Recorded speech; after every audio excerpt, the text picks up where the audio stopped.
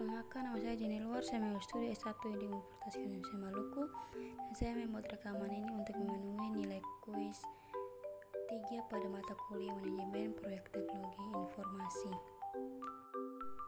Manajemen risiko pada proyek meliputi langkah memahami dan mengidentifikasi masalah potensial yang mungkin terjadi, mengevaluasi, memonitoring, dan menangani risiko. Manajemen risiko yang proaktif artinya menjawab bagaimana orang secara aktif berusaha mengurangi risiko serta memperbaiki tingkat probabilitas keberhasilan melaksanakan proyek.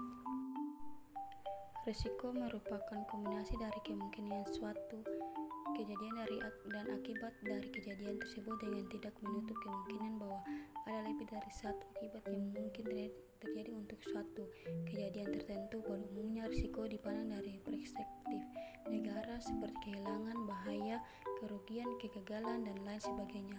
Hal-hal tersebut pada prinsipnya merupakan bentuk ketidakpastian yang mestinya dipahami dan dikelola secara efektif sehingga dapat menjadi nilai tambah bagi organisasi.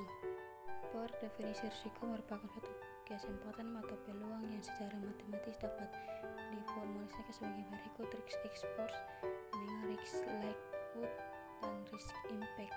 Risk likelihood adalah probabilitas terjadinya suatu peristiwa yang dikuantifikasi menjadi angka probabilitas. Risk impact adalah dampak dari peristiwa tersebut yang misalnya diukur dengan satuan moneter, misalnya rupiah, sedang tingkat kepentingan risiko disebut risk exposure, yang dalam analisis biaya manfaat akan mencerminkan besarnya biaya risk exposure.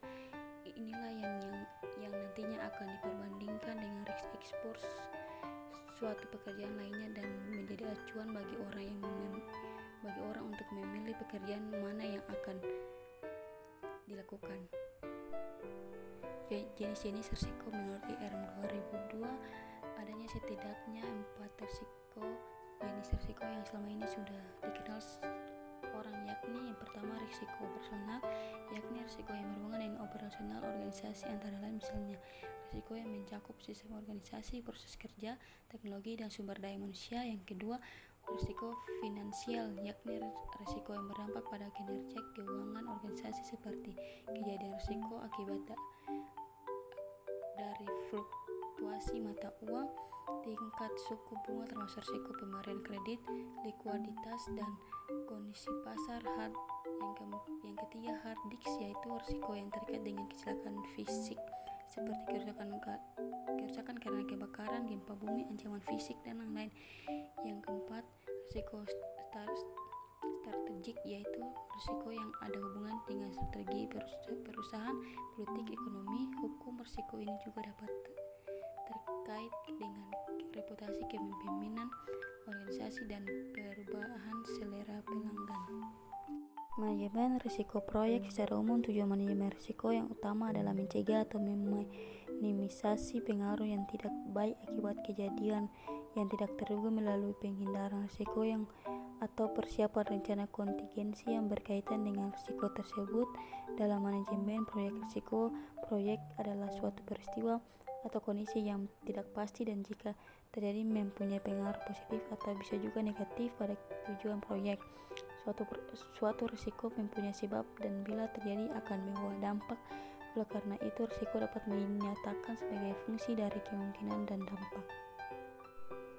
Lebih jauh dalam konteks manajemen risiko proyek dipahami sebagai seni dan ilmu untuk mengidentifikasi, menganalisis, dan merespon risiko selama umur proyek dan tetap menjamin tercapainya tujuan proyek. Manajemen risiko proyek yang baik akan mampu memperbaiki tingkat keberhasilan proyek secara signifikan.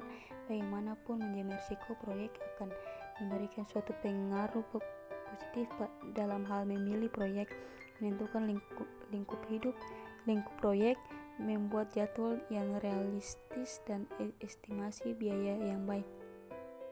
Ada 3 hal yang perlu diperhatikan dalam manajemen risiko proyek, yakni yang pertama, identifikasi, analisis, dan penilaian risiko di awal proyek secara sistematif serta mengembangkan rencana untuk mengantisipasi risiko. Yang kedua, mengalokasikan mengalokasikan tanggung jawab kepada pihak yang paling sesuai untuk mengelola risiko.